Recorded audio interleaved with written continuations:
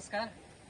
आज हामी यो जुन चाहिँ एसआइआर को सिक्किममा भइरहेको एसआइआर को र अन्तिम दिन हामी के अरे यहाँ पब्लिकहरूसँग एउटा यो गर्नलाई यहाँनिर हामी बात मार्नको लागि आएको छौँ। कस्तो एक्सपिरियन्स भयो भनेर र हामीसँग एकजना बिएलए पनि हुनुहुन्छ र आज हामी यो यहाँनिर चाहिँ अहिले पार्ट नम्बर भाइको कति पार्ट नम्बर 18 8 9 10 को हुनुहुन्छ र उहाँहरूसँग एउटा लामो यो बर्खामा यति साह्रो दुःख गरेर यहाँनिर आएर एउटा नयाँ अनुभवहरू बटाउनु भएको छ र हामीले त धेरै दुःख पनि गऱ्यौँ सबैजनाले मिलेर।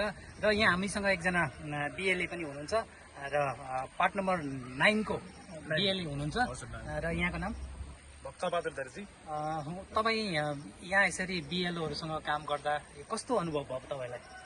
अब यसरी सिक्किममा निर्वाचन आयोगले यो त्यहाँदेखि एसआइआर चाहिँ 2000देखिको बादमा अब निकै समय बादमा यो समयमा हुँदैछ 2026मा आएर। र मेरो अनुभव यो पालिको अब चुनाव आयोगले जसरी मिलाएर सबैको अब हितको लागि र यसरी सबैको सँग यसरी बिएलओहरूसँग र निर्वाचन आयोग अब सिक्किमको निर्वाचन अब त्यहाँदेखि आयोगसँग हामीले काम अब त्यहाँदेखि गऱ्यौँ।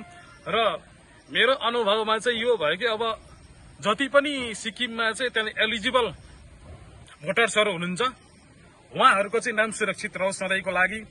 र जति पनि डुप्लिकेट अब यता पनि छ उता पनि छ अर्को क्षेत्रमा पनि छ अथवा यो स्टेटमा पनि छ अथवा यो त्यहाँ अर्को स्टेटमा पनि छ त्यो सबैको नामलाई चाहिँ मिलाएर चाहिँ योपालि एकदमै इलिजिबल भोटर्सहरूको चाहिँ नाम सुरक्षित रहनेछ भन्ने हामीलाई महसुस भएको छ। Thank you very much. र हाम्रो अर्को एकजना बिएलओ हुनुहुन्छ हाम्रो रेक्स राई हुनुहुन्छ। उहाँले यस बारेमा कस्तो अनुभव बताउनु भयो? उहाँले एउटा सानो हामीमा मेसेज पनि दिनुहुन्छ। कस्तो एक्सपिरियन्सहरू यो एक मन्थको है जुन चाहिँ एक्सर्साइज थियो एकदम टफ थियो है। अब हामीले किनभने त्यही मनभित्रै हामीले फर्म डिस्ट्रिब्युसन पनि गर्नुपर्ने कलेक्सन पनि गर्नुपर्ने अनि त्यसलाई डिजिटलाइज पनि गर्नुपर्ने। यो चाहिँ अब भनौँ नै भन्दा 10 वर्षमा गरेको भए चाहिँ राम्रो हुन्थ्यो। यो 24 इयर्सको बादमा गर्दा चाहिँ अलिकति हामी बिएलओलाई है बहुत टफ भयो। तर पनि हामीले 100% दिएर राम्रै सबै कलेक्सनहरू भएको छ। सबैलाई हामीले फर्महरू पुर्याउनु सक्यौँ है। अन्त त्यस्तो फर्म यो नपुग्नेहरू पनि कोही छैन है। सबैको हामीले फर्म डिजिटलाइज गरेको छौँ र कतिजनाको चाहिँ अब बाहिरहरू भएकोहरू डुप्लिकेटहरू त्यस्तोहरू सबै डिलिट भएको छ।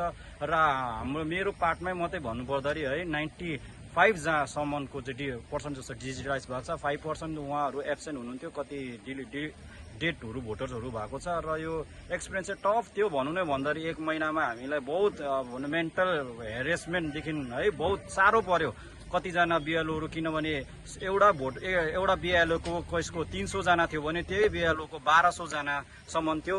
र हामीलाई यो काम गर्नुमा यस्तो चाहिँ के लाग्यो भने यो चाहिँ 10 इयरको बादमा गऱ्यो भने चाहिँ हामी एउटा राम्रो पनि रहेछ यो। किनभने हामी बिएलओलाई भोटर्सहरू हामीले कतिजना देखेको पनि थिएनौँ। सबैजना आउनुभयो चिन्यौँ।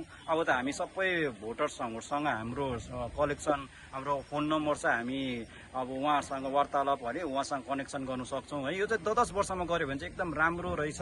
हामी पनि भोटर्सलाई चिन्नु पाउने र यो जुन चाहिँ इलेक्टोरल हुन्छ त्यो चाहिँ क्लिन हुन्छ। क्लिन भन्नुको मतलब त्यहाँ डेड भोटर्स रहँदैन डुप्लिकेसी रहँदैन। यो चाहिँ गर्नु एकदम जरुरत रहेछ। र अब फर्दर पनि यो चाहिँ 6 इयर्स या 10 इयर्सको इन्टरभलमा गऱ्यो भने चाहिँ राम्रो हुन्छ। धन्यवाद। Thank you. हाम्रो बिएलओ भाइलाई एकदमै धन्यवाद। उहाँले आफ्नो एक्सपिरियन्स सेयर गर्नुभयो र अरू पनि